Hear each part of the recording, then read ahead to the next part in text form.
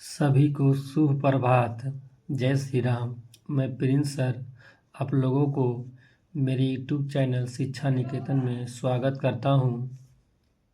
आज मैं Bihar matric board class 10th में 2026 में आने वाले कुछ हिंदी संबंधित ऑब्जेक्टिव प्रश्न लेकर आया हूं, जो आप लोगों के लिए बहुत ही महत्वपूर्ण रहेगा।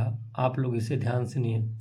वर्णमाला से ऑब्जेक्टिव सवाल बनते हैं कि वर्णमाला में वर्णों से संबंधित पिछले कई सालों से पूछा जा रहा है। आप इनको ध्यान से देखिएगा।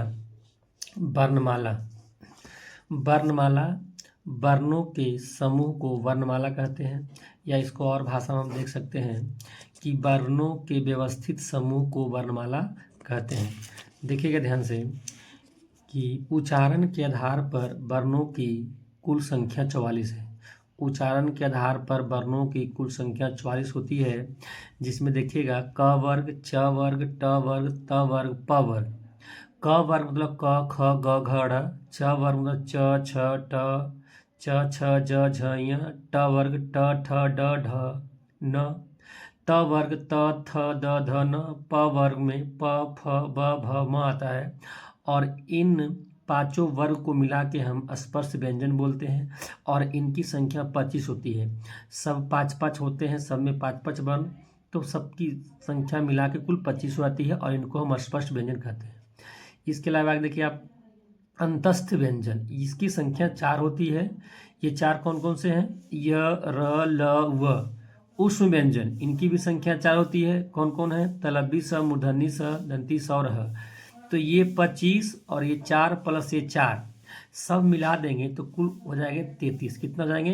33। और इन्हीं को हम लोग मूल व्यंजन कहते हैं। यानी कि वर्णमाला में मूल व्यंजनों की संख्या भी 33, मूल व्यंजनों की संख्या 33 होती है। आगे देखिएगा, वर्णमाला में स्वर्णों की कुल संख्या 11 होती है। स्वर्णों की कुल संख्या 11 होती है। स्वर्ण कौन कौन से वो स्वर्ण है? अ, आ, हर्षे ई, दीर्घे ई, हर्षे उ, दीर्घे उ, री, ए ओ, औ तक ही लेते हैं। अन, अह स्वर्ण में शामिल नहीं होते हैं। तो ये कुल 11 वर्ण जो होते हैं ये स्वर कहलाते हैं। क्या कहते हैं? स्वर। तो अब हम इसको देखते हैं कि जो ये उच्चारण के आधार पर वर्णों की संख्या 44 जो आता है, उनमें 25 स्पर्श व्यंजन, 4 आपका अंतस्थ व्यंजन, और उष्म व्यंजन भी आपके 4 हैं। ठीक है, जिनको जोड़ा तो फिलहाल कितना आया? मूल व्यंजन की संख्या 33 हो गया। लेकिन जब इन्हीं में से जब हम स्वर्णों को शामिल कर देते हैं तो कुल व्यंजनों की संख्या जो होता है वो 44 हो आता है। 25 + 4 + 4 और 11 ये स्वर्ण वर्ण को भी हमने शामिल कर दिया, तो कुल कितने आ गए? 44 आ गए। तो उच्चारण के आधार पर वर्णों की संख्या 44 होती है। ऐसे उच्चारण के आधार पर वर्णों की संख्या 48 भी होती है। आप देखिएगा नीचे कि उच्चारण के आधार पर वर्णों की संख्या 44 भी होती है। एग्जाम में आएगा तो दोनों में से कोई आएगा, या तो 44 वाला आएगा ऑप्शन में, या तो आपका 48 वाला आएगा। और फिर वो बोलेगा, दो में से कोई एक आएगा तो आप उसमें टिक लगा सकते हैं। आइए कि 48 वर्ण कैसे हुआ है? उच्चारण के आधार पर वर्णों की संख्या में 48 कैसे हुआ? 4 इसमें कौन से वर्ण बढ़ गए? तो आइए उन 4 वर्णों को देखते हैं। तो उच्छित वर्ण, या इसी को बोलते हैं हम लोग द्विगुण व्यंजन। उच्छित व्यंजन या द्विगुण व्यंजन वर्ण बोल दीजिए। ये आपकी 2 होती है। कौन? एक होता है अड़ और एक होता है ढ। तो ड़ और ढ देख लीजिए, यहाँ पे बिंदु लगा हुआ है, इसमें भी बिंदु है, ये वाला ढ है, इसमें बिंदु एड़ा है। ये 2 को व्यंजन को हम लोग बोलते हैं उच्छित या द्विगुण व्यंजन। और ये अयोगवाह, अयोगवाह के भी 2 व्यंजन होते हैं। कौन? एक अन्न और एक अह। जिसको अन्न पढ़ते हैं, इसको अह पढ़ते हैं। ये विसर्ग हो गया, जो 2 बिंदु लगा हुआ है विसर्ग हो गया। तो आइए 44 हम लोग उधर पढ़े थे, और दो आपका उच्छित या द्विगुण व्यंजन प्लस 2 आपका कौन सा व्यंजन हो जाएगा? अयोगवाह। तो 2 2 4, तो 44 4 48 हो गया। इस प्रकार से उच्चारण के आधार पर व्यंजनों की संख्या 44 भी है और 48 भी है। 48 कब होगा? जब उसमें द्विगुण व्यंजन और अयोगवाह 2 उसमें शामिल हो जाएंगे, तो कुल कितने हो जाएंगे? 48 हो जाएंगे। आइए हम लोग आगे बढ़ते हैं। अब हम देखते हैं सवाल जो है वो महाप्राण से भी सवाल आते हैं। कि महाप्राण कौन कौन से व्यंजन हैं या महाप्राणों की संख्या कितनी है। तो जरा हम लोग अब उसको भी देख लेते हैं ध्यान से कि महाप्राण कहते किसको हैं। जिन व्यंजनों के उच्चारण में श्वास वायु की मात्रा अधिक होती है उन्हें महाप्राण कहते हैं। उन्हें क्या कहते हैं? महाप्राण कहते हैं। आइएगा ध्यान से, पहले इसको हम इधर देख लेते हैं, थोड़ा सा इधर भी है लिखा हुआ है कि हम यहाँ बात करते हैं कि अब थोड़ा सा और देख लीजिए कि हिंदी में लेखन के आधार पर वर्णों की कुल संख्या 52 होती है। देखिए अभी हम लोग क्या पढ़े कि वर्णों की संख्या 44 भी होती है, वर्णों की संख्या 48 भी होती है। अभी देख रहे हैं कि हिंदी में लेखन यानी लिखावट के आधार पर वर्णों की कुल संख्या 52 होती है।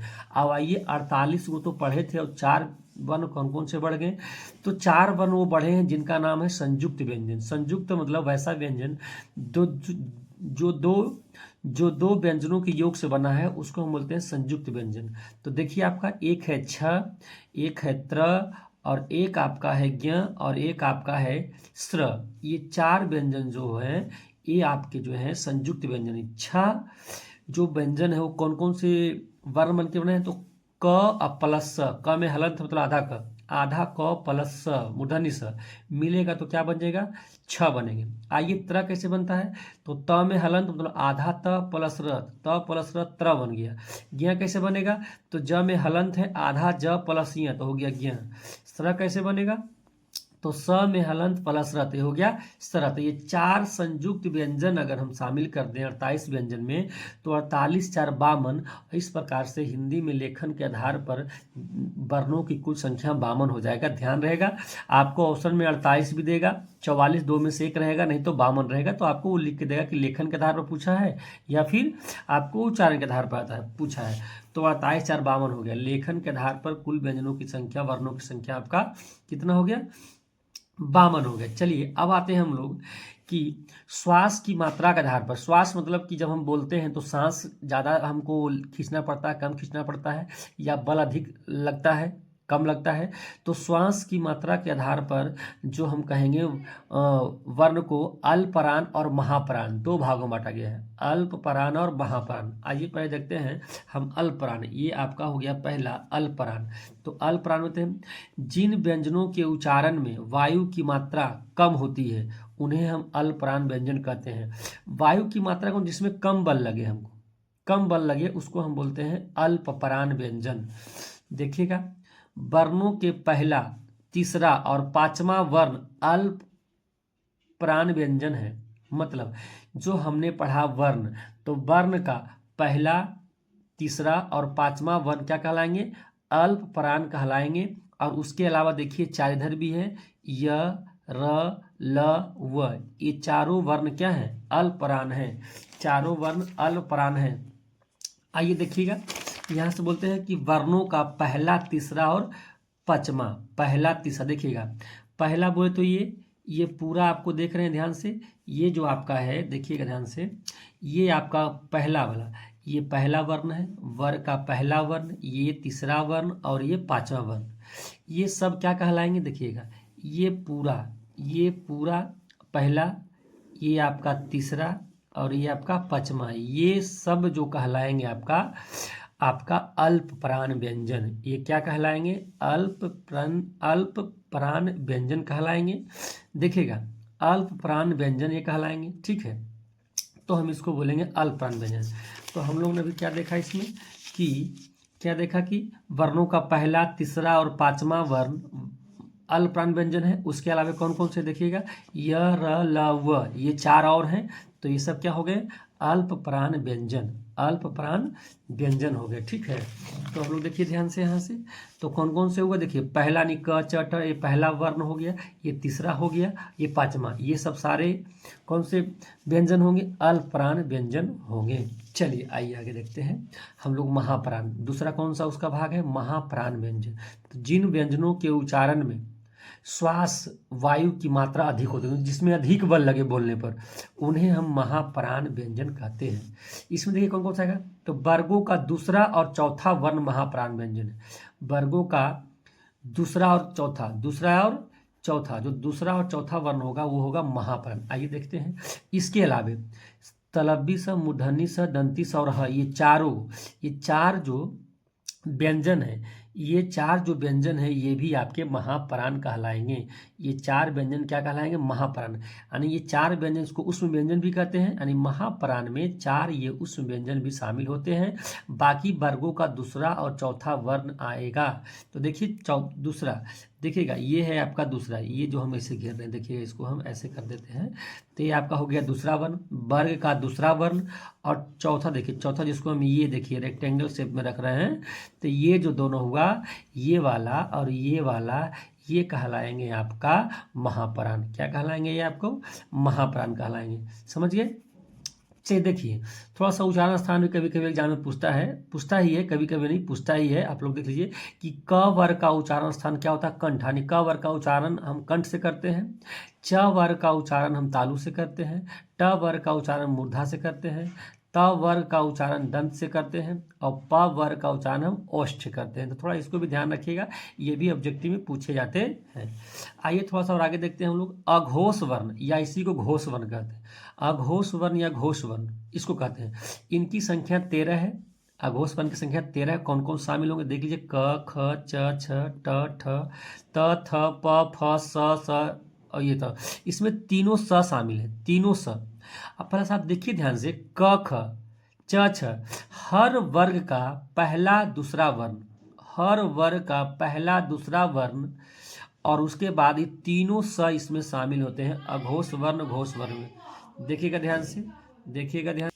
हाँ तो देखिए, ये आपका आगे देखिएगा, हर वर्ग का पहला दूसरा, पहला दूसरा, पहला दूसरा, पहला दूसरा, पहला दूसरा, और उसको छोड़ के तो ये कितना हो गया? 5 दूना 10, ये 10 वर्ण हो गए अघोष वर्ण में, और प्लस ये तीनों सतलबी समूर्धनी सदंती सत, 10 और 3 13, तो कुल कितने हो गए इसकी संख्या घोष वर्ण का? 13। अब आइए संघोष वर्ण। संघोष वर्ण, तो संघोष वर्ण की संख्या 31 होती है, 31 होती है।